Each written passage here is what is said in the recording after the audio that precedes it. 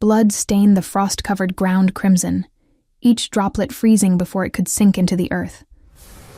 The mighty Alpha King Karthus Vandraman, terror of battlefields and sovereign of the Silverhowl Pack, stumbled through the skeletal trees of the border forest, his vision blurring with each labored breath. The ambush had been perfectly orchestrated, a vicious coalition of rival packs striking when his guard was lowest. Now, separated from his warriors, and bleeding from wounds that should have killed any lesser wolf, he pressed one massive hand against the gash in his side, feeling life seep through his fingers like water through stone. The winter wind howled through the branches above, carrying with it the distant sounds of pursuit. His enemies would not stop until they confirmed his death. Karthus gritted his teeth, forcing his legs to carry him deeper into the forgotten regions of the territory, where even his own people rarely ventured. The world tilted dangerously, darkness creeping at the edges of his consciousness. After all the wars he had won, all the challenges he had conquered, was this how the great Alpha King would fall? Alone, in the cold, hunted like prey? His knees buckled, and he collapsed against the trunk of an ancient oak, its bark rough against his back. The moon above seemed to mock him with its pale, indifferent light. He could feel his wolf retreating deep within, too injured to emerge, too weak to heal what had been broken. The taste of copper filled his mouth. Death, it seemed, had finally come to collect its debt. Then, through the haze of approaching unconsciousness, he heard it. Footsteps. Light, hesitant, but approaching nonetheless. Friend or foe, he could no longer tell. His hand moved instinctively to the blade at his hip, but his fingers barely had the strength to grip the hilt. A figure emerged from the shadows between the trees, and what Karthus saw made him question whether he had already crossed into the spirit realm. A young woman, impossibly pale in the moonlight, with hair as white as fresh snow cascading over her shoulders. She wore a dress of deep crimson that seemed to absorb the darkness around her, a stark contrast to her porcelain skin. Her eyes, wide with shock and fear, locked onto his face, and he saw recognition flash across her delicate features. She knew who he was. Of course she did. Everyone in the kingdom knew the face of their king. What surprised him was that she did not run.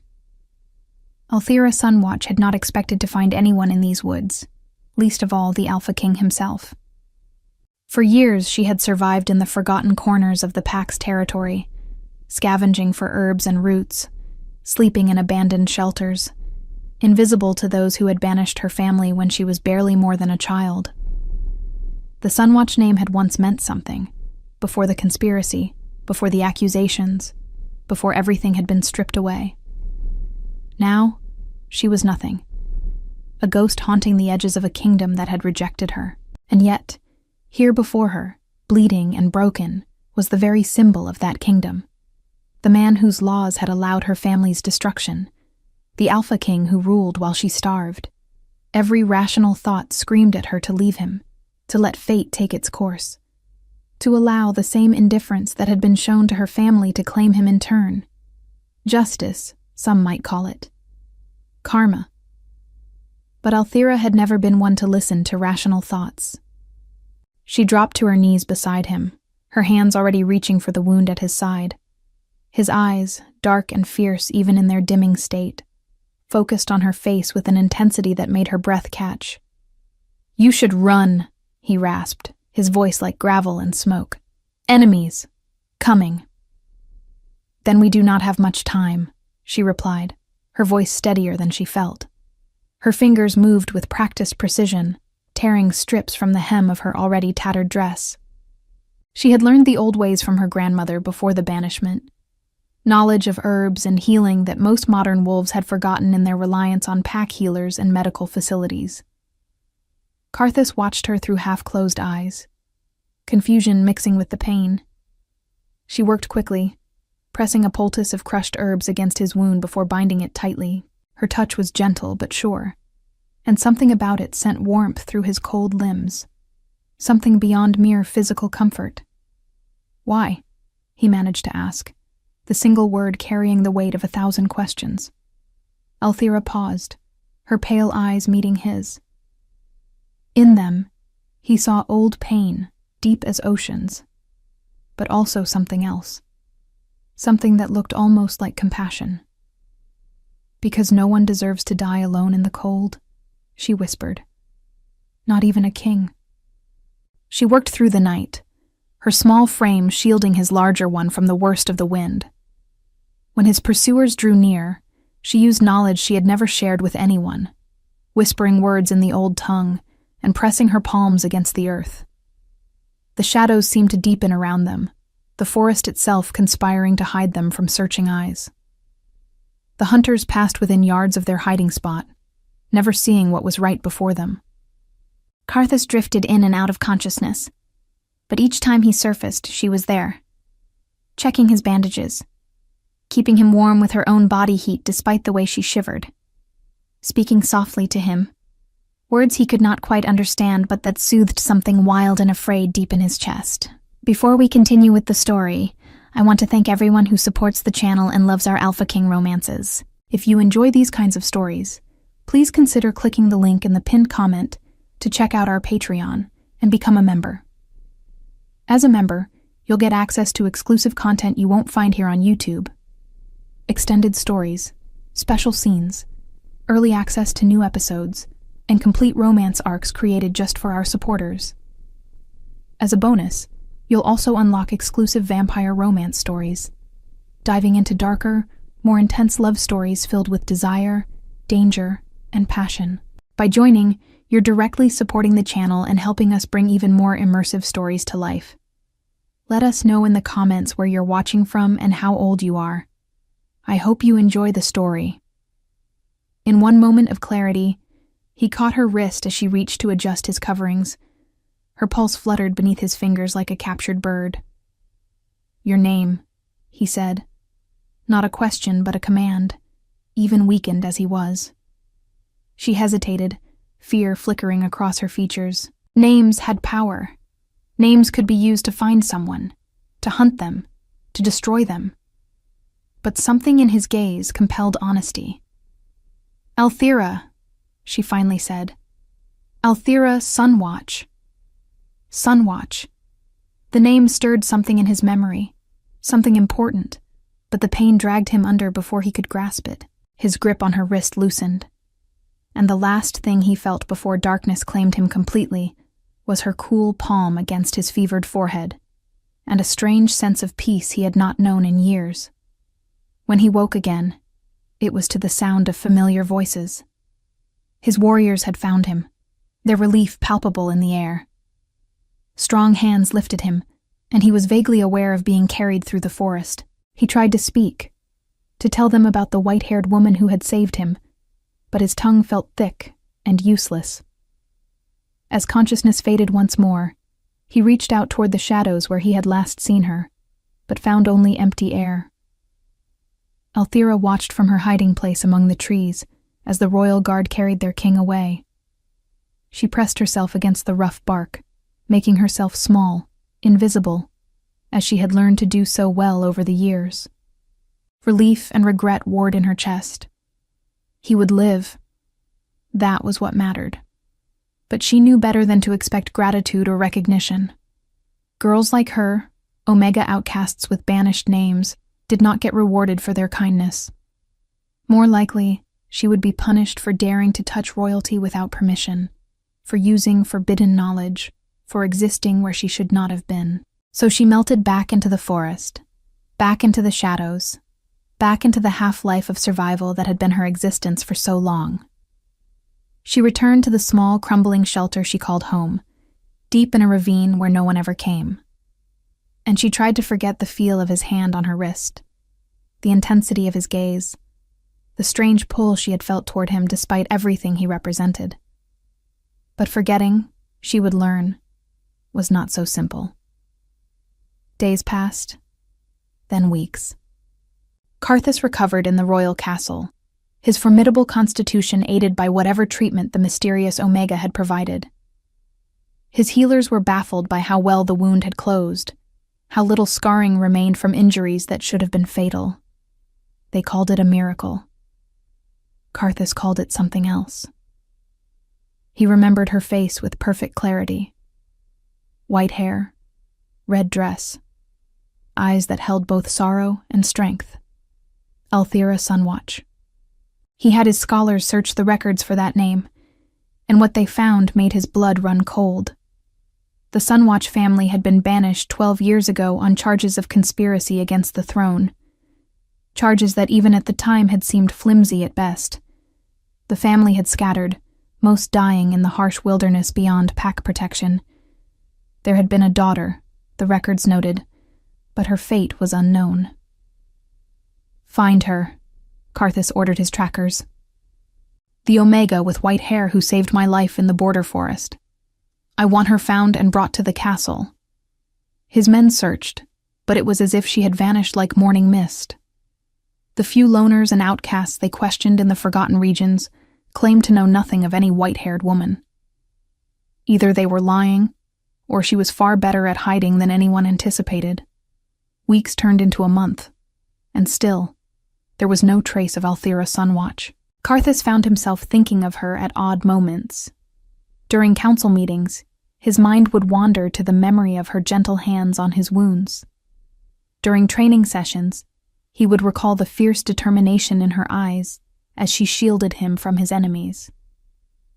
At night, alone in his chambers, he wondered what kind of woman would show such compassion to someone who represented everything that had destroyed her life. The kingdom needed his attention. There were treaties to negotiate, defenses to rebuild, traitors to root out from the coalition that had ambushed him. And yet, he could not shake the feeling that something vital was missing, that there was a piece of his life's puzzle he had not yet found. It was during an inspection tour of the kingdom's poorest districts that fate, or destiny, or something more ancient intervened once more. The outer settlements were a place of desperation, where those who had fallen from pack favor eked out meager existences on the fringes of society. Karthus walked among them with a small guard, his presence causing ripples of fear and curiosity. He saw the hunger in their eyes, the way they pulled their children close, and something in his chest tightened uncomfortably. This was his kingdom. These were his people. And he had been so consumed with wars and politics that he had not truly seen their suffering. Then, in a narrow alley between two dilapidated buildings, he saw her. Althira knelt in the dirt, her white hair dulled with dust, her red dress now faded and torn. Before her stood 3 small children, thin as wraiths, and she was dividing what looked like a single piece of bread into equal portions, handing each child their share before taking nothing for herself. Her hands trembled with hunger, her face gaunt, but her smile for the children was gentle and warm. Karthus stopped so abruptly that his guards nearly collided with him. His heart, that organ he had thought long since hardened by war and duty, gave a painful lurch in his chest. She looked up as his shadow fell across her, and their eyes met for the second time. Recognition flared immediately, followed by stark terror. The bread fell from her fingers as she scrambled to her feet, swaying slightly from weakness. The children scattered like startled birds. "You," Karthus said, his voice rough with emotions he could not name. Althira dropped to her knees in the dirt, her head bowed, white hair falling forward to hide her face.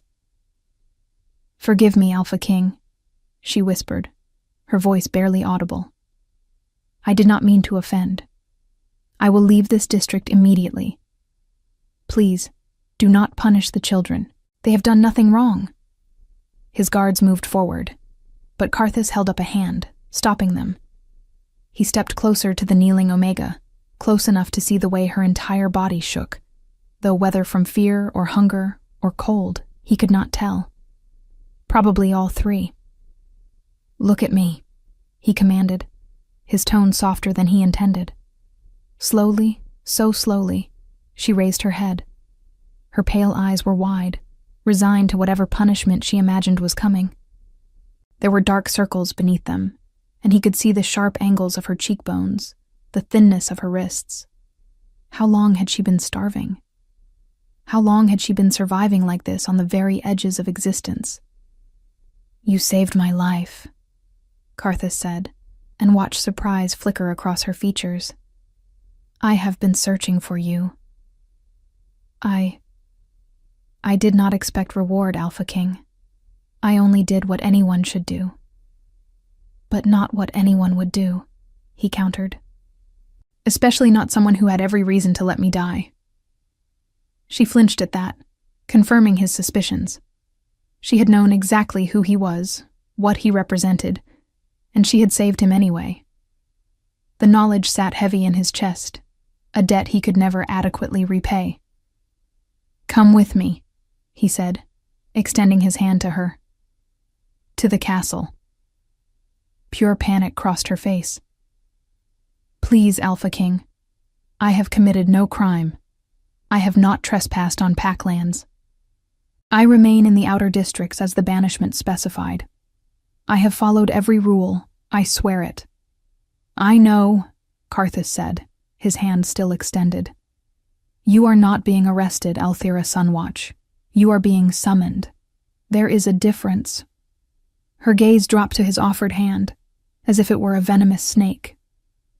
For a long moment, she did not move, clearly torn between obedience to her king and terror of what might await her at the castle. Finally, with visible effort, she placed her trembling hand in his. The contact sent a jolt through Karthus, something electric and startling. Her hand was so small in his, delicate and cold, and he found himself wanting to wrap both of his around it, to transfer some of his warmth into her frozen fingers. Instead, he gently pulled her to her feet, steadying her when she swayed. "I will not harm you," he said quietly, for her ears alone. "You have my word." She looked up at him, searching his face for deception, and whatever she saw there must have satisfied something in her because she gave a tiny, hesitant nod. The walk to the castle was surreal for Althira. She had not been inside the capital proper since her childhood, before the banishment, when the world had still made sense. Now, walking beside the Alpha King himself, with his elite guards flanking them, she felt like she was moving through a dream, or perhaps a nightmare. The boundary between the two had always been thin in her life. People stopped and stared as they passed. Whispers followed in their wake. Who was this ragged Omega walking beside their king? What crime had she committed? What would her punishment be? Althira kept her eyes on the ground, her hand still clasped in Karthus's larger one. He had not released her, and some part of her was grateful. If he let go, she might collapse, or run, or simply cease to exist like smoke on the wind. The castle rose before them, all stone and strength, a monument to power and permanence. Everything she was not. She had spent years hating this place from afar, blaming it for her family's destruction. And now she was walking through its gates, being led directly into the heart of everything that had once been her nightmare. They passed through corridors that smelled of beeswax and pine, so different from the rot and desperation of the outer districts. Servants and nobles alike stopped to stare, their shock evident. The Alpha King did not typically bring starving Omegas into his home. Finally, they reached a chamber that appeared to be some kind of sitting room, elegantly furnished but not ostentatious. Karthus released her hand, and she immediately felt the loss of his warmth.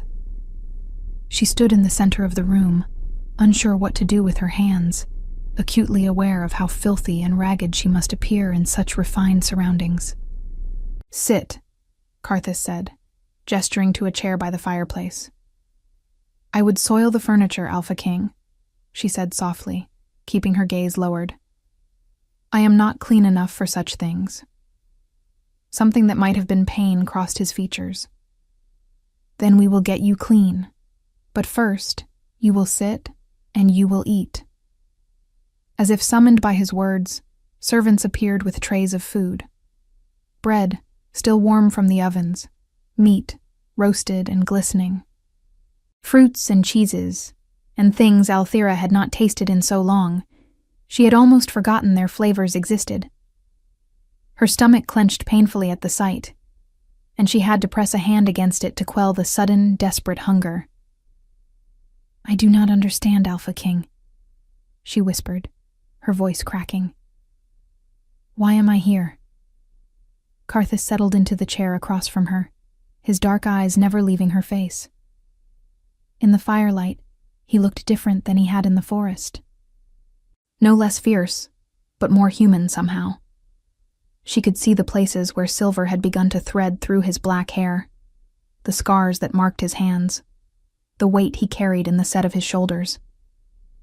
"Because you saved my life," he said simply. "And because I have come to realize that the kingdom I rule has failed you in every possible way. I cannot undo the past. I cannot bring back what was taken from your family. But I can offer you something now. A position in the royal household, as a servant if you wish, or something else, if you have other skills. You will have food, shelter, safety. You will never go hungry again." Althira stared at him, certain she had misheard. "You wish to employ me? A banished Omega?" "I wish to repay the debt I owe you," Karthus corrected, "and perhaps, in some small way, begin to correct the injustice that was done to your family." Tears burned at the back of her eyes, but she blinked them away. She had not cried in years, had trained herself not to, because tears were a luxury she could not afford. They showed weakness, vulnerability, and in her world, such things got you killed. "I do not deserve such kindness," she said, the words barely audible. "You deserve far more than I am offering," Karthus replied, his voice carrying a roughness that spoke of his own suppressed emotions. "But it is a start. Will you accept?" What choice did she have? Return to the outer districts, to starvation and cold, and the constant threat of violence? Continue caring for abandoned children with resources she did not possess? At least here, in the castle, she could survive. More than survive, perhaps. She could live. "Yes, Alpha King," she said, bowing her head in acceptance. "I will serve you with loyalty and gratitude." "Karthus," he said, surprising her. "When we are alone, you may call me Karthus." She dared to look up at him then, and what she saw in his eyes made her breath catch. There was intensity there, yes, but also something softer, something that looked almost like care. "Karthus," she repeated, testing his name on her tongue. It felt dangerous and intimate all at once. He smiled then, a small quirk of his lips that transformed his entire face. "Good. Now eat, Althira. Please, before I am forced to make it a royal command." The food was better than anything she remembered. Each bite felt like a small miracle, and she had to force herself to eat slowly, knowing that her shrunken stomach would rebel if she consumed too quickly. Karthus watched her the entire time, his expression unreadable, and she found herself hyper-aware of his presence, the way he filled the space around him, the quiet strength that radiated from him even in stillness. When she finally could eat no more, servants appeared again to guide her to bathing chambers. The hot water was a revelation, washing away months of accumulated grime and exhaustion. They provided her with clean clothing, simple servant's garb and soft gray fabric that felt like silk against her skin. When she looked at herself in the mirror afterward, she barely recognized the woman staring back. Clean, fed, no longer on the verge of collapse. It was like looking at a ghost of who she might have been in another life. She was given quarters in the servants' wing, a small room but her own, with a real bed and blankets, and a window that looked out over the gardens. That first night, lying in actual comfort for the first time in years, Althira could not sleep. Her mind kept circling back to the Alpha King, to Karthus, to the impossible gentleness in his eyes when he looked at her, so at odds with the fearsome reputation that preceded him. She told herself not to read too much into it. He was repaying a debt, nothing more. She was a servant now, and he was her king. There was a natural order to such things, boundaries that should not be crossed, And yet, she could not forget the way his hand had felt around hers, warm and solid and safe. In his own chambers across the castle, Karthus stood by his window, looking out at the moonlit grounds. He should have felt satisfied. He had found the woman who saved him, offered her protection and employment, begun to right an old wrong. And yet, he felt more unsettled than ever. There was something about Althira that called to him on a level he did not fully understand. When he had taken her hand in the outer district, it had felt right in a way that defied explanation. Like finding a piece of himself he had not known was missing. He told himself it was simply gratitude, respect for her courage and compassion. But he knew, with the brutal honesty that had made him a successful king, that it was more than that. Much more. And that terrified him in ways that no battlefield ever had. The days that followed established a new rhythm in the castle. Althira took to her duties with quiet efficiency, working in the kitchens and gardens, always present but never intrusive. The other servants were wary of her at first, this strange white-haired Omega who had appeared out of nowhere with the king's favor. But her genuine kindness and tireless work ethic slowly won them over. Strange things began to happen wherever Althira went. The kitchen garden, which had struggled through a blight, suddenly began to flourish. Injured guards who she tended to healed with unusual speed. The hunting hounds, notoriously aggressive with strangers, would calm in her presence, nuzzling against her hands as if she were pack. And the old protective runes carved into the castle's foundations, inactive for generations, began to glow faintly whenever she passed near them. No one noticed at first, or if they did, they dismissed it as tricks of the light. Coincidence, nothing more. But Karthus noticed. He noticed everything about Althira. The way she moved through the castle like a gentle breeze, bringing calm wherever she went. The way she never took more food than she needed, as if still unable to believe in abundance. The way she flinched whenever someone raised their voice, old traumas written into her reflexes. He found himself seeking her out, inventing reasons to be where she was, inspecting the gardens when she was weeding, visiting the kitchens when she was preparing herbs, checking on injured soldiers when she was changing bandages. Each time he told himself it was simple oversight, the duty of a thorough king. But the truth was harder to ignore with each passing day. He was drawn to her. Powerfully, undeniably drawn to her in ways that went beyond gratitude or obligation.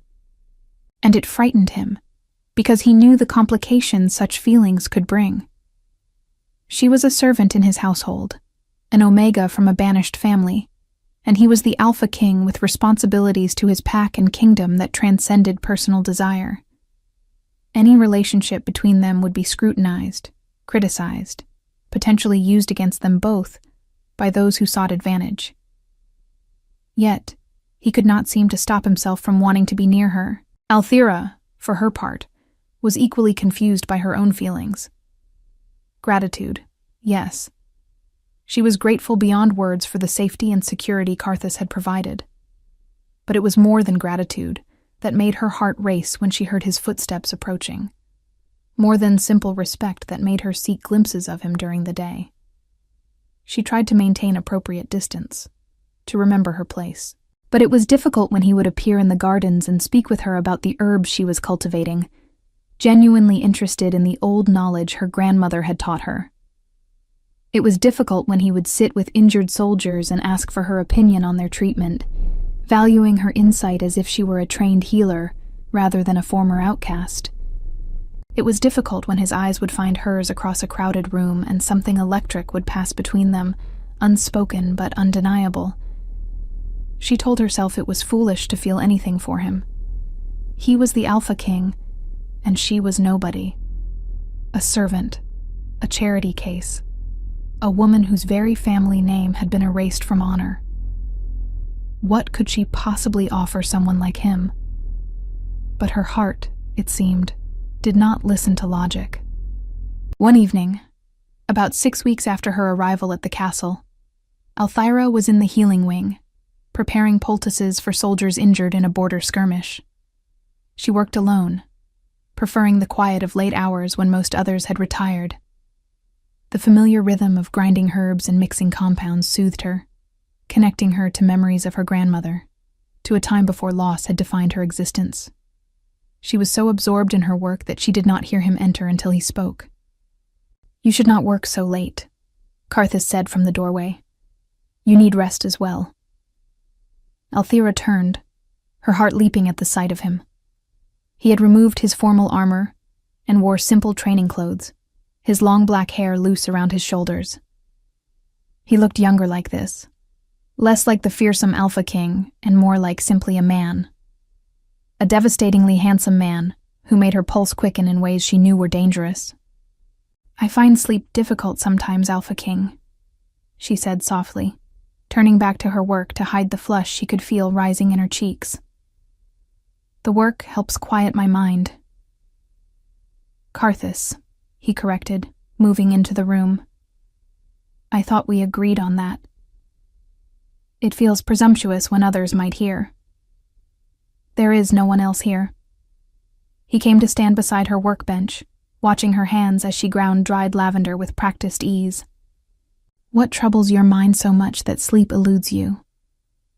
How could she answer that honestly? That she thought of him constantly.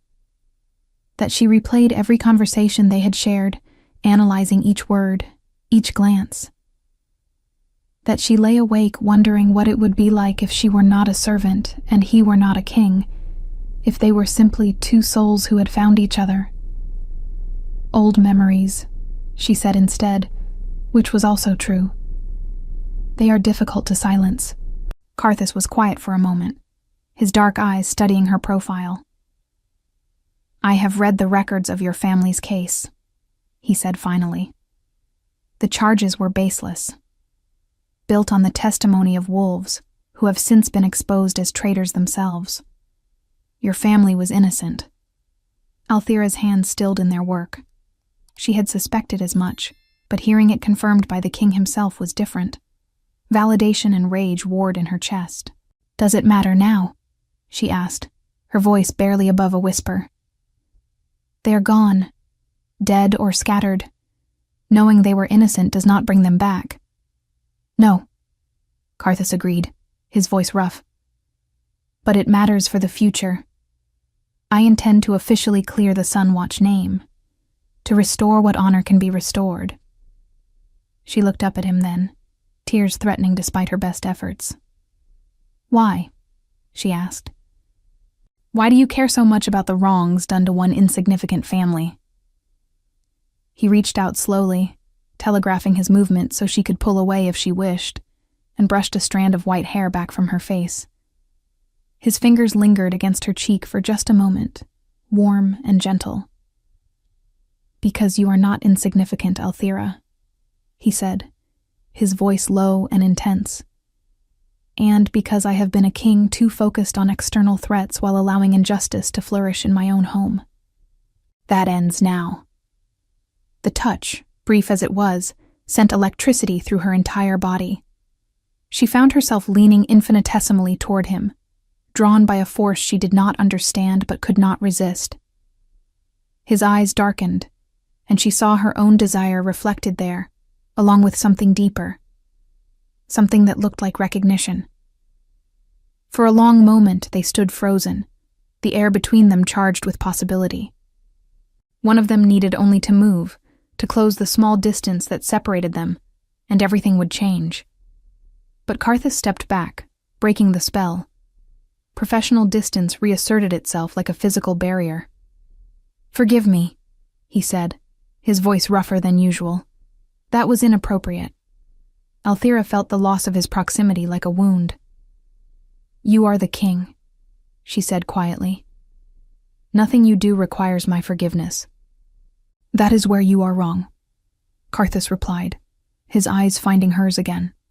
"Everything I do requires the forgiveness of those affected by it, especially you." He left then, his departure swift and final, leaving Althira alone with her racing heart and trembling hands. She pressed her palm to her cheek where his fingers had been, still feeling the ghost of his touch, and knew with absolute certainty that she was falling in love with him. It was the worst possible thing that could happen. And yet, she could not seem to stop. The weeks that followed were a careful dance of attraction and restraint.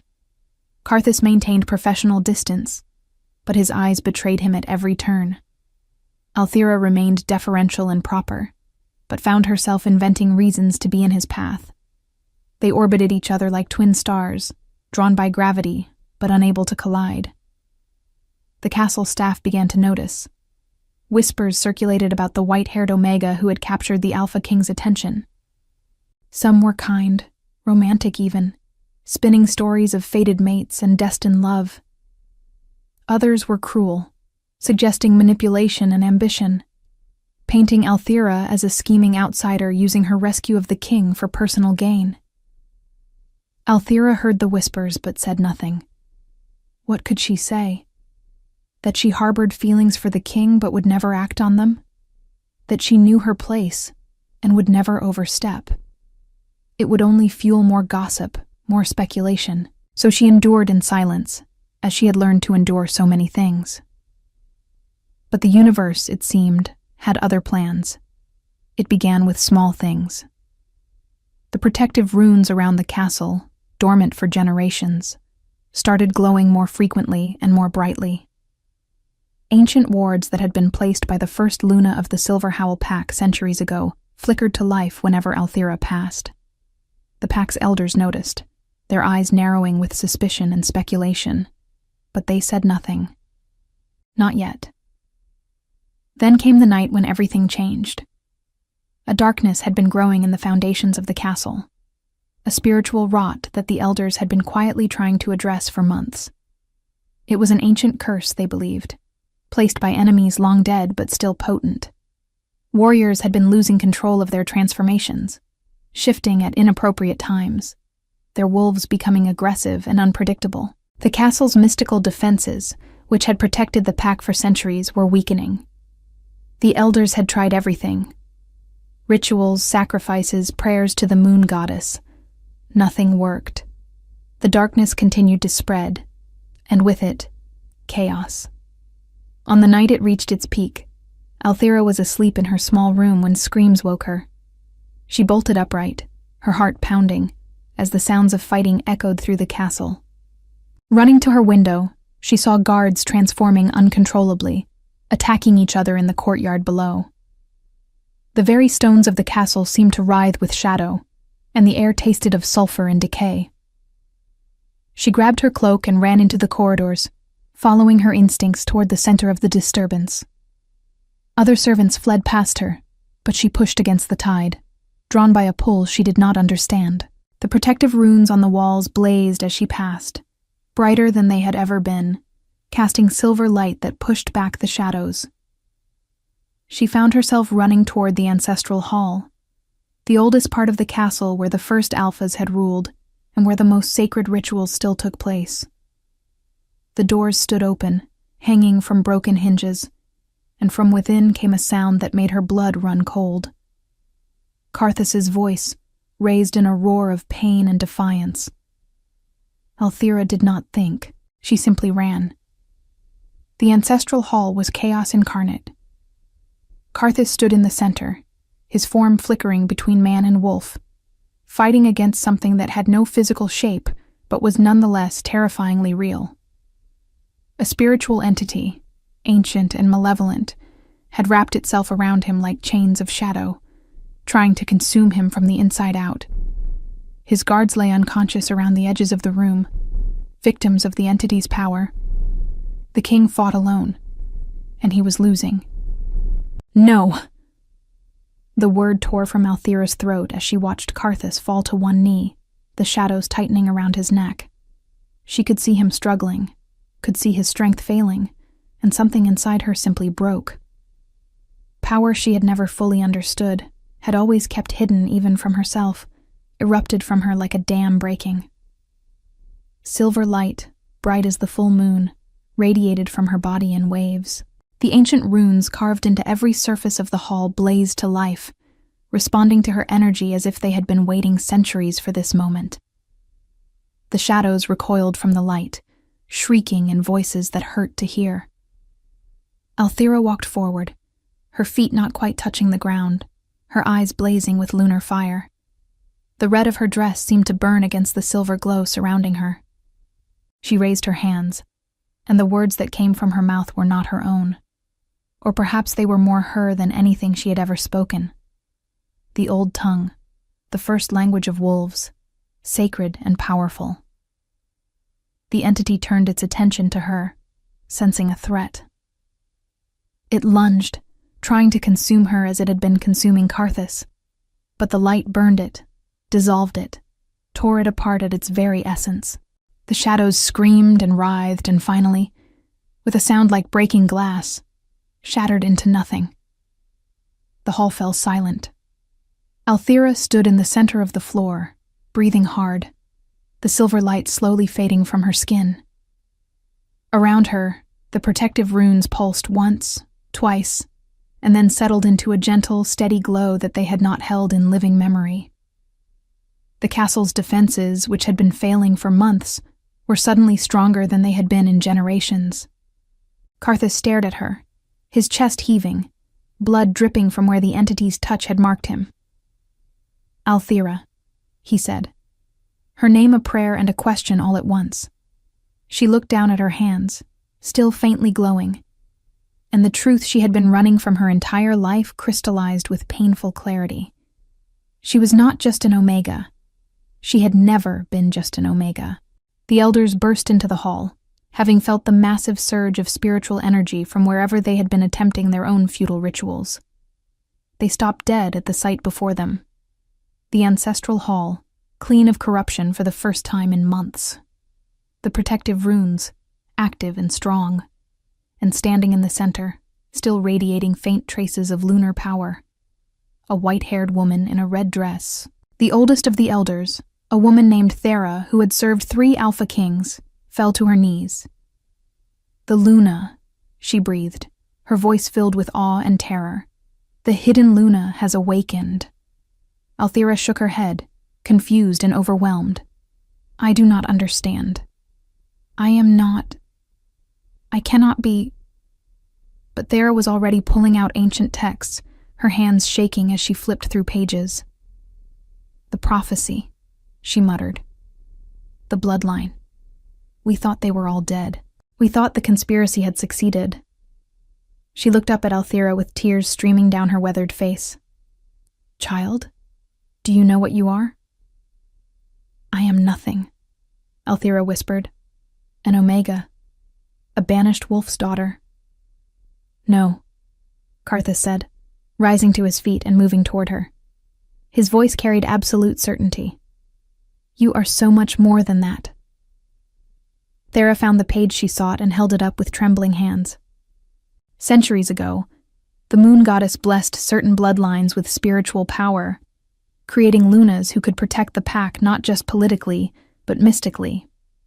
They could strengthen wards, heal the land, maintain balance between the physical and spiritual realms. But such power made them targets. A conspiracy arose. Fearful wolves who saw the Lunas as threats to their own power. They hunted these bloodlines, killed them, scattered them, destroyed the records. "The Sunwatch family," another elder breathed. "They were not just falsely accused of conspiracy. They were survivors of the Luna bloodline, and the charges against them were designed to eliminate them before anyone realized what they were." The room spun around Althira, her grandmother's strange teachings, the way animals had always responded to her, the power she had always felt but never understood. Her family had not been banished for crimes they did not commit. They had been targeted for what they were.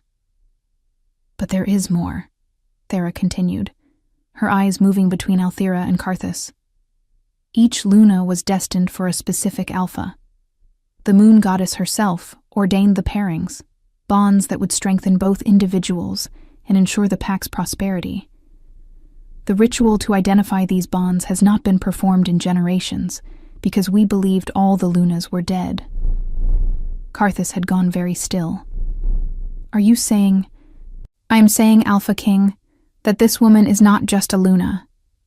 She is your Luna, your destined mate, the bond that should have been recognized from birth, but was hidden to protect her from those who would kill her for what she is. The words hung in the air like a pronouncement of fate. Althira looked at Karthus, and he looked back at her, and everything suddenly made terrible, beautiful sense. The pull they had felt toward each other from the very beginning, the way her touch had healed him when he was dying, the peace he felt in her presence, the strength she drew from his. Not coincidence, not simple attraction. Destiny. No, Althira said, stepping back. This cannot be. I cannot be what you need. I am broken, damaged. I have spent years starving and hiding and barely surviving. How can I be anyone's Luna, let alone his? The pain in her voice cut through Karthus like a blade. In 2 strides, he crossed the distance between them and took her face gently between his large hands, tilting her head up so she had to meet his eyes. You are the strongest person I have ever known, he said fiercely. You have survived what would have destroyed others. You showed compassion when you had every reason to be cruel. You protected me, even when I represented everything that had hurt you. If you are my Luna, then I am the most fortunate Alpha who has ever lived. You do not have to say that, she whispered, tears finally spilling over. I know it is duty, destiny. You do not have to pretend it is more. Pretend? Karthus gave a harsh laugh. Althira, I have been half in love with you since the moment you knelt in the dirt to save a dying stranger. Finding out you are my fated mate does not create my feelings. It only explains them. She stared up at him, searching his face for any hint of deception or obligation, and finding only raw, honest emotion. You cannot mean that. I mean every word, he said, his thumbs gently wiping away her tears. And I need you to understand something. This bond, this destiny the elders speak of, it does not obligate you to anything. You are free to reject it, to reject me, if that is your choice. Your life is your own. Your decisions are your own. I will not force you into a role you do not want, fated mate or not. Around them, the elders shifted uncomfortably. Such declarations were unheard of. Fated mates were considered absolute, bonds that must be honored regardless of personal feelings. But Karthus had never been a traditional king, and he would not start now. Not with something this important. Not with her. What if I am not strong enough? Althira asked, her voice small and afraid. What if I fail you? Fail the pack? Then we will face that failure together, Karthus said simply. But, Althira, you have already proven your strength. You destroyed a curse that the most powerful elders in the kingdom could not touch. You awakened defenses that have been dormant for generations. You are exactly what this pack needs. What I need. I am afraid, she admitted, the words barely a whisper. So am I, Karthus replied, and the honesty in his admission made something in her chest ease. He was not pretending this was simple or easy. He was acknowledging the fear, the complexity, the weight of what they were facing. But perhaps we can be afraid together. Althira looked around at the elders, at the restored runes, at the proof of what she was written into the very stones of the castle. Then she looked back at Karthus, at this fierce, powerful man who was looking at her like she was precious beyond measure, and she made her choice. Together, she agreed softly. The smile that transformed Karthus's face was like sunrise breaking over mountains. He pulled her against his chest, and she went willingly, wrapping her arms around him and finally allowing herself to feel safe. His heartbeat was steady beneath her ear, and his arms around her felt like coming home. We have much to discuss, Elder Thera said, clearing her throat. The proper ceremonies must be performed. The pack must be informed. There are protocols, rituals, preparations. Later, Karthus said, not releasing Althera. For now, let us simply be grateful that the curse is broken and the Luna has been found. The elders exchanged glances, but, wisely, chose not to argue with their Alpha King. They filed out of the ancestral hall, leaving Karthus and Althira alone among the glowing runes and settling dust. "What happens now?" Althira asked, pulling back just enough to look up at him. "Now," Karthus said, brushing a strand of white hair back from her face with infinite gentleness. "We take things one step at a time. There is no rush. We have time to know each other properly, to let this bond develop naturally. I want to court you, Althira, not because destiny demands it, but because I genuinely wish to know every part of you." "Court me?" She could not help the small, surprised laugh that escaped. "I am still a servant in your household." "Not anymore," Karthus said firmly. "From this moment, you are under my personal protection as the recognized Luna. You will have chambers appropriate to your station, guards, attendants, everything you need. The Sunwatch name will be officially restored. Your family will be honored, as they should have been from the beginning." It was too much, too fast. Just hours ago, she had been a nobody, a servant grateful for scraps. Now she was supposedly a Luna, destined mate of the Alpha King, with power she barely understood. The whiplash was dizzying. Karthus must have seen the panic rising in her eyes because he cupped her face again, grounding her with his touch. "Breathe," he said softly. "Just breathe. We will face each challenge as it comes, but you are not alone anymore. You will never be alone again." And somehow, with him looking at her like that, she could believe it. The days that followed were a maelstrom of change. News of the Luna's awakening spread through the pack like wildfire, generating reactions that ranged from joy to suspicion to outright hostility.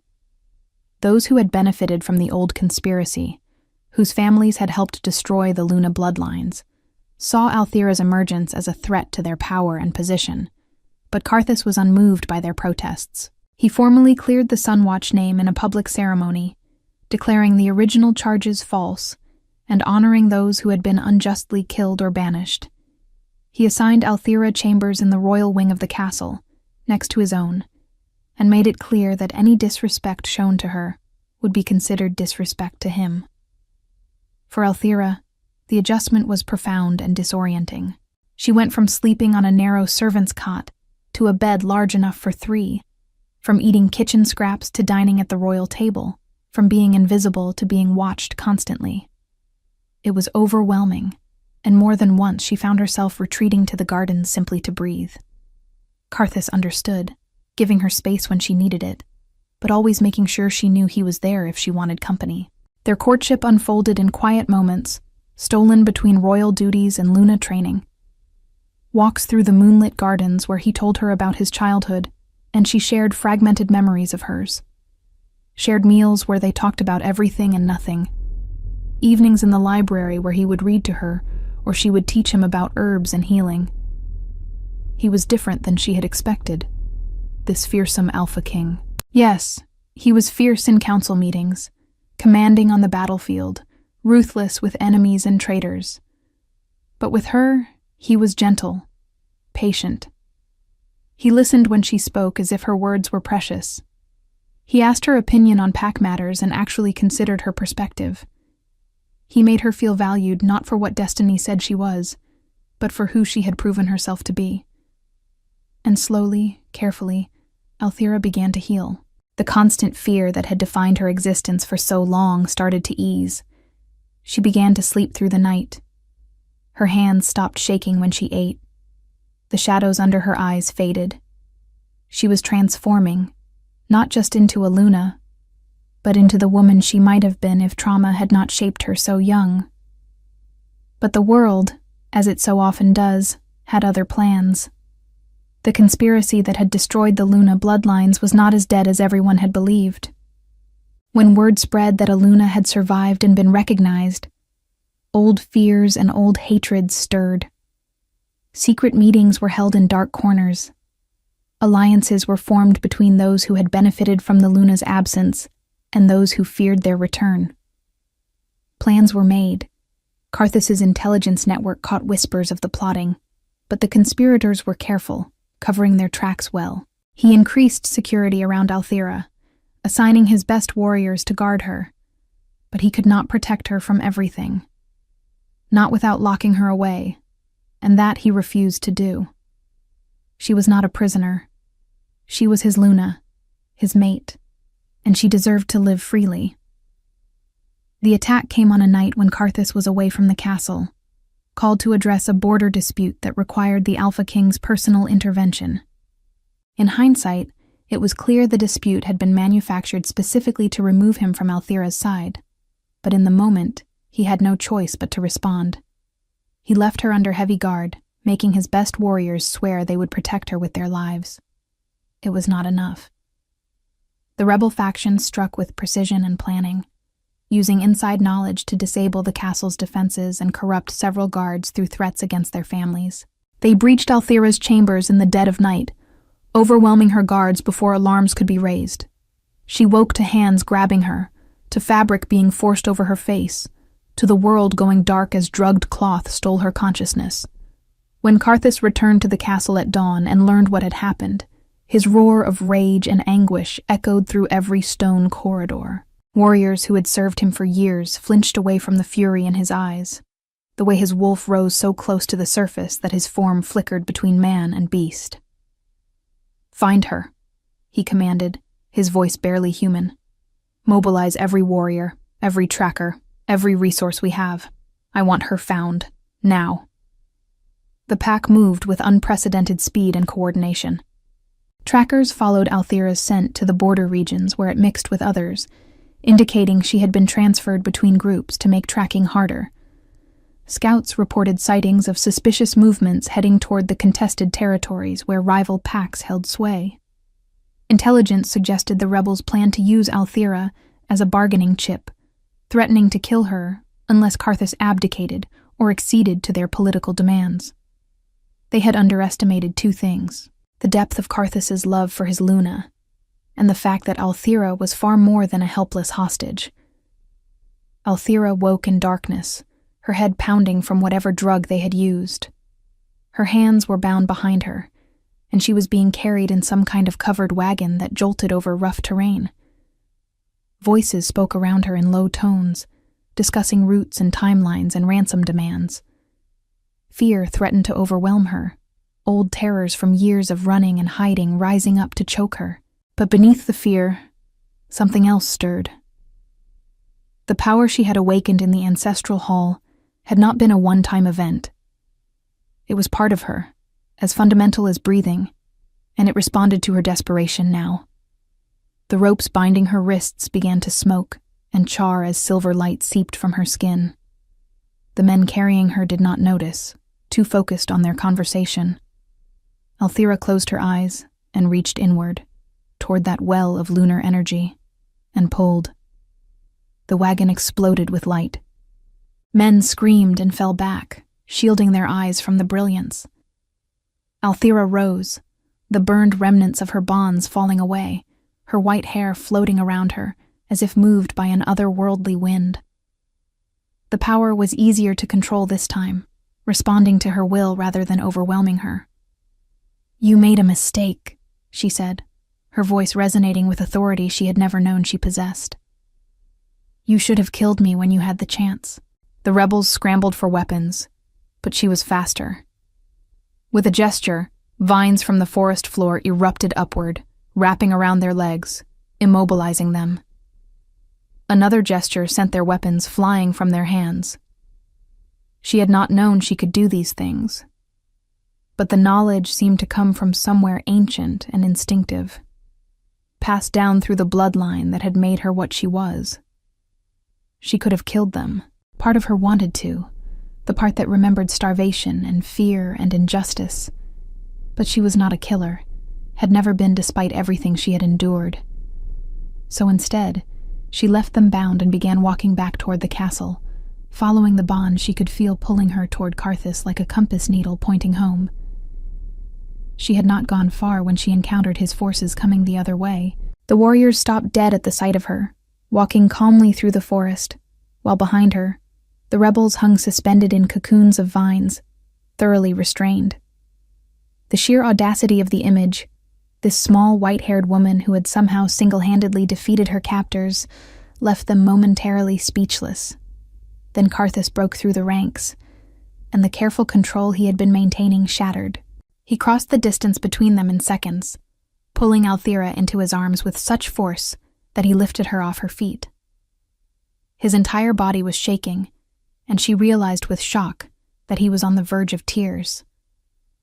"I thought I had lost you," he said into her hair, his voice broken. "When they told me you were taken, I thought I had lost you." Althira wrapped her arms around his neck, holding him just as tightly. "I am here," she said softly. "I am safe. They cannot keep me from you." "Nothing can." He pulled back just enough to look at her, and the raw emotion in his eyes stole her breath. Love, fierce and consuming and absolute. Not because destiny demanded it, but because he had chosen it, claimed it, made it his truth. "I love you," he said, the words urgent and necessary. "I should have said it before. I love you, Althira, not because you are my Luna, though you are, not because you have power, though you do, but because you are you, brave and kind and stronger than anyone I have ever known. I love you. And if anything had happened to you, I would have torn the world apart." Tears streamed down her face, but they were not tears of pain or fear. They were tears of overwhelming relief, of finally allowing herself to believe in something good. "I love you too," she whispered. "I have loved you since you offered me your hand in the outer district, since you looked at me like I was worth something. I love you, Karthus." He kissed her then, and it was nothing like either of them had imagined. It was not gentle or tentative. It was fierce and claiming and full of all the fear they had just endured, all the love they had been holding back. She kissed him back with equal intensity, her fingers threading through his long black hair, holding him to her as if she could merge them into one being through will alone. When they finally broke apart, both breathing hard, the warriors around them were politely looking anywhere else, though more than one wore a small smile. The return to the castle was triumphant. Althira rode with Karthus, held securely against his chest on his horse, and she could feel the way his heart still raced, the way he held her just a little too tightly, as if afraid she might vanish. The rebels were brought back as well, their fate to be decided by the Alpha King, but that was for later. For now, there was only relief, joy, and the bone-deep knowledge that they had found each other against all odds and would not be separated again. The trial of the conspirators was swift and thorough. Evidence was presented, witnesses testified, and the full scope of the conspiracy was revealed. It went deeper than anyone had suspected, with roots spreading through several noble families and even some of the pack's elders. Those found guilty were stripped of titles and lands, banished or imprisoned depending on the severity of their crimes. But more importantly, the trial served as a public declaration that the age of hiding Lunas, of suppressing their power, was over. Karthus used the proceedings to announce sweeping reforms, ensuring that spiritual bloodlines would be protected and honored, rather than feared and destroyed. Throughout it all, Althira stood at his side, a visible symbol of what the pack had lost and what they were reclaiming. She spoke at the trial, her voice steady and clear, describing what the conspiracy had cost her family, what it had cost the pack, what it had cost the kingdom. There was not a dry eye in the court when she finished. In the weeks that followed, as the kingdom settled into a new normal, Karthus and Althira's bond deepened. The mate bond, now fully acknowledged and no longer suppressed, sang between them like a living thing. They could sense each other's emotions, feel each other's presence across distances. When Althira had nightmares of her captivity, Karthus was there instantly, holding her until the fear passed. When Karthus struggled with the weight of his responsibilities, Althira's calm presence grounded him, reminded him of why he fought so hard. They spent their evenings planning together, not just their own future, but the kingdom's. Althira proved to have a sharp mind for strategy and a deep compassion for the common wolves that had been neglected for too long. Together, they began implementing changes that would strengthen the pack from the ground up, ensuring that what had happened to the Sunwatch family could never happen again. One evening, about 3 months after Althira's rescue, they stood together on the balcony of the royal chambers, looking out over the castle grounds bathed in moonlight. Althira wore a gown of deepest blue, the color of the night sky, and silver jewelry that gleamed against her pale skin.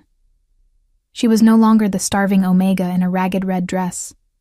She was a Luna, powerful and confident, though still gentle at her core.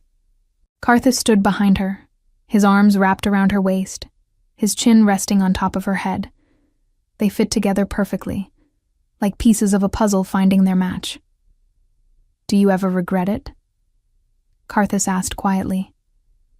"The way your life changed? You went from being invisible to being watched constantly, from having no responsibilities to carrying the weight of the entire pack's spiritual well-being." Althira leaned back against his solid warmth, considering the question seriously. "Sometimes the attention is overwhelming," she admitted. "And sometimes I miss the simplicity of just tending a garden without everyone analyzing the political implications. But regret?" She turned in his arms to face him, her pale eyes meeting his dark ones. "Never. You gave me back my life, Karthus. You gave me a purpose, a future, a home.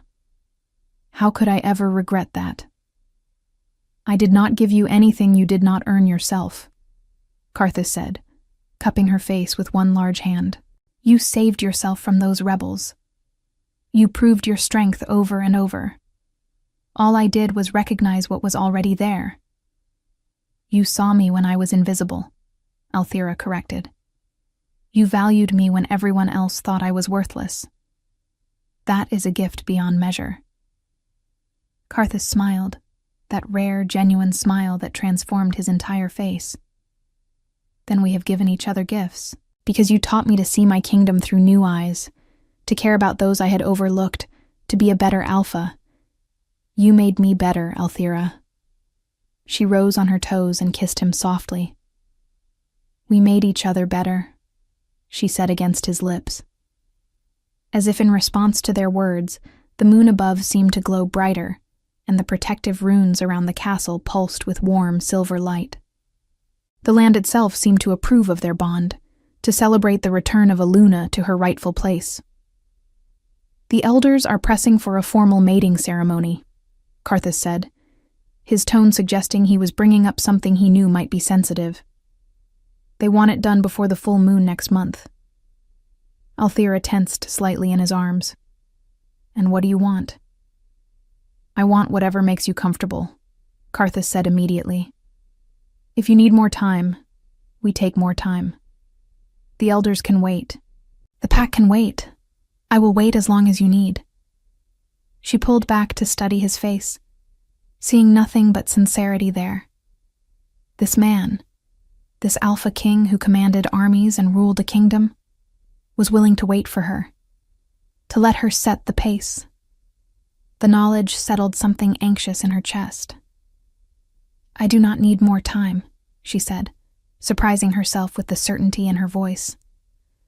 "I am ready, Karthus, ready to stand beside you, not just as your Luna, but as your mate, your partner, your equal.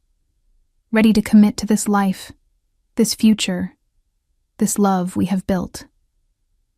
The joy that lit his face was brighter than any moon. "Are you certain?" "I will not rush you, Althira. There is no deadline except the ones others try to impose." "I am certain," she said firmly. "I spent too many years surviving instead of living. I am done merely surviving. I want to live, fully and completely, and I want to do that with you." Karthus lifted her off her feet, spinning her around while she laughed, the sound bright and unguarded. When he set her down, he immediately dropped to one knee before her, taking her hand in both of his. "Then let me do this properly," he said, his voice rough with emotion. "Althira Sunwatch, Luna of my heart and soul, will you consent to be my mate? Will you stand beside me as we build a better kingdom? Will you let me spend the rest of my life showing you the love and respect you deserve?" Althira felt tears sliding down her cheeks again, but these were happy tears, tears of overwhelming joy and rightness. "Yes," she said, her voice breaking. "Yes to all of it. Today, tomorrow, forever, yes." He rose and kissed her deeply, and the moon above blazed with silver fire. All across the kingdom, wolves looked up at the sky and felt it, the confirmation of a bond that had been written in the stars since before either Karthus or Althira had been born. Their Luna had found her alpha. The pack was complete. The month leading up to the mating ceremony was a whirlwind of preparation. Althira worked with the elders to understand the ancient rituals that had not been performed in generations, learning the words and gestures that would bind her to Karthus, not just emotionally, but spiritually and magically. Karthus handled the political and practical arrangements, ensuring that representatives from allied packs would be present, that the castle would be secure, that every detail would be perfect. But amid all the planning and preparation, they still found time for each other. Quiet moments in the early morning before the rest of the castle woke. Late nights in the library discussing pack law and how to improve it. Stolen kisses in empty corridors. They were building something beautiful, brick by brick, moment by moment. Althira also took time to visit the outer districts where she had once starved, bringing resources and implementing programs to ensure no one else would suffer as she had. The children she had once shared her meager food with now had full bellies and safe homes. The gratitude in their eyes, the knowledge that she was making a real difference, filled her with purpose. Karthus watched her work with pride and love. This was why the moon goddess had destined her for him, not just because of her power, but because of her heart. She would make their pack stronger not through force but through compassion, and together they would create something lasting. The night before the ceremony, they sat together in Karthus's chambers, the moonlight streaming through the windows. Althira was nervous, he could tell, her fingers fidgeting with the fabric of her dress. "Talk to me," he said gently, pulling her against his side on the sofa. "What troubles you?" "I keep thinking about my family," she admitted quietly. "How they should be here for this. How my grandmother would have been so proud to see me become a Luna. How my father should be walking me through the ceremony. They were taken from me, Karthus, and even though we have brought justice, even though we have made things right, it does not bring them back." Karthus held her close, pressing a kiss to the top of her head. "No, it does not, and I am sorry, more sorry than I can express, that you lost them. That the kingdom I inherited allowed such injustice to happen. But Althira, they are not truly gone. They live on in you, in your strength, in your compassion, in the way you refuse to let bitterness poison your heart despite everything you have endured. Tomorrow, when we complete the mating bond, they will be there in spirit. I believe that with everything I am." She turned to look up at him, tears glistening in her eyes. "You really believe that?" "I do," he said with absolute conviction. "The moon goddess would not bring you through so much suffering only to deny you this moment of joy. Your family is watching, Althira, and they are proud beyond measure." She curled into him, drawing strength from his solid presence. "Thank you," she whispered, "for understanding, for not thinking less of me because I still grieve." "I would never think less of you for that," Karthus said fiercely. "Your capacity to feel, to grieve, to love despite the pain, that is part of what makes you extraordinary." They sat in comfortable silence for a while, simply being together. Finally, Karthus spoke again. "I have something for you," he said, reaching into his pocket. "I wanted to give it to you tonight before the ceremony. so it is just between us." He pulled out a small velvet box and opened it. Inside lay a ring, delicate silver worked into the shape of intertwined vines, with a moonstone at its center that seemed to glow with inner light. "It belonged to my mother," Karthus explained. "She gave it to me before she died and told me to give it to my mate when I found her. I think she would have loved you, Althira. I think she would have understood why the moon goddess chose you for me." Althira stared at the ring, overwhelmed. "Karthus, I cannot. This is too precious." "You are too precious," he countered, taking the ring from the box and sliding it onto her finger. It fit perfectly, as if it had been made for her. "Please wear this tomorrow. Wear it always. Let it remind you that you are loved, valued, chosen." She looked down at the ring on her hand, then back up at him, and the love in her eyes nearly undid him. "I will treasure it always," she promised, "as I treasure you." They kissed then, slow and sweet, a promise of all the tomorrows they would have together. And when they finally parted to retire to their separate chambers for the night, as tradition demanded, they did so with light hearts and eager anticipation. The day of the ceremony dawned clear and bright, the kind of perfect day that seemed ordained by divine forces. The castle was transformed, decorated with silver and white flowers, with banners bearing both Karthus's crest and the newly restored Sunwatch family emblem. Representatives from every allied pack filled the great hall and spilled out into the courtyards, all eager to witness this historic mating. Althira dressed in her chambers surrounded by attendants, though her thoughts were far away.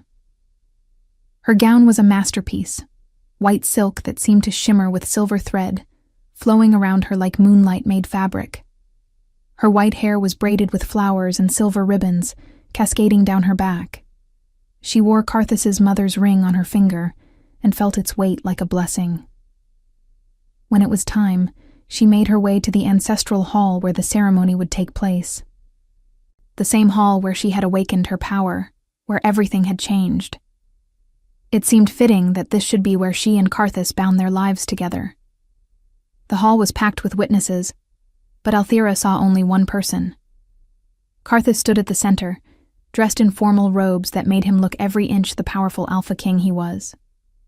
But when his eyes found hers across the distance, all that power and authority melted away, leaving only love and wonder.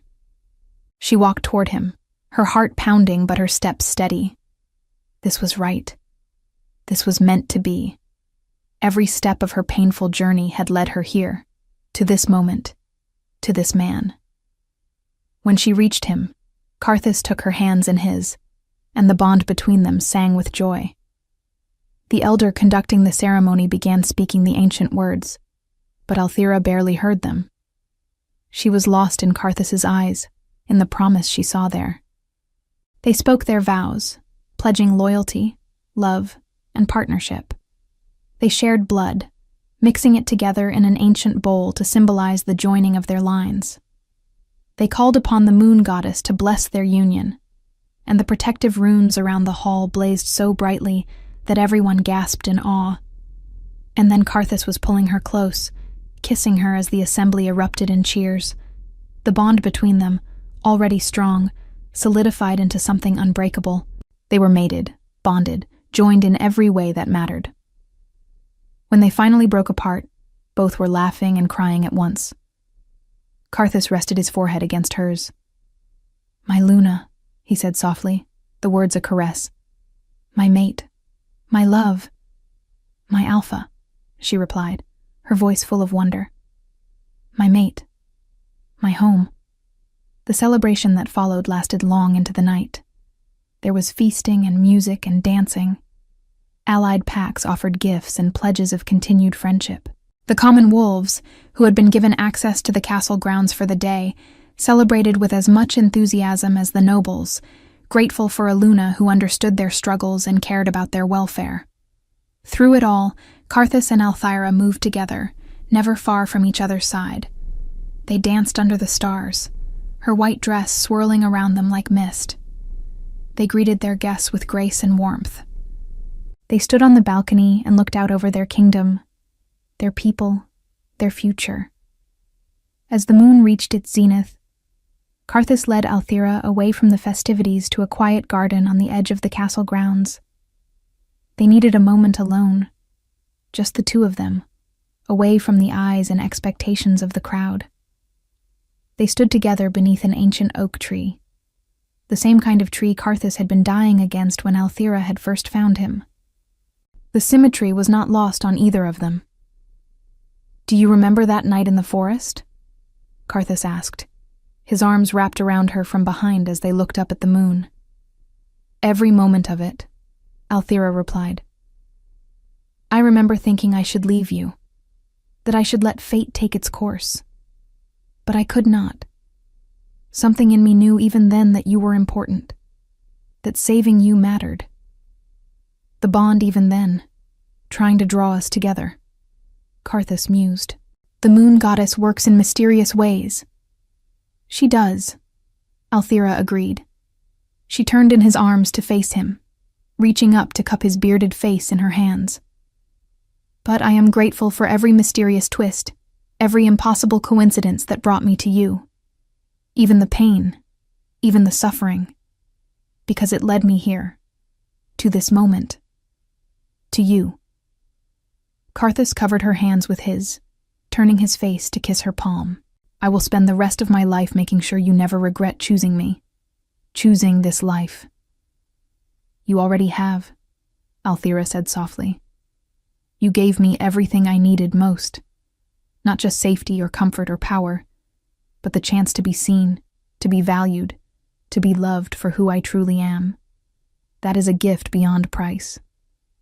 They kissed again, gentle and sweet, a kiss full of promise and hope.